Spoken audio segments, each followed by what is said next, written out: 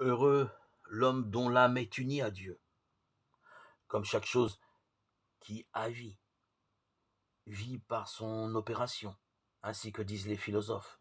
L'âme, ayant toutes ses opérations en Dieu par suite de l'union qu'elle a avec Dieu, vit d'une vie de Dieu. Et par ce moyen, sa mort s'est changée en vie, c'est-à-dire sa vie animale en une vie spirituelle. Parce que l'entendement qui, avant cette union, entendait naturellement, est désormais mu et informé d'un autre plus haut principe de lumière surnaturelle de Dieu.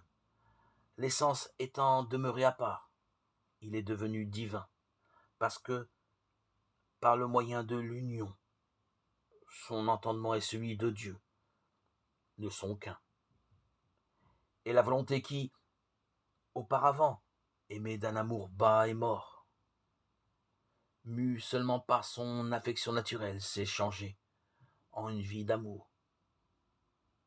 Et par le moyen de cette union, la volonté de Dieu et la sienne ne sont qu'une même volonté.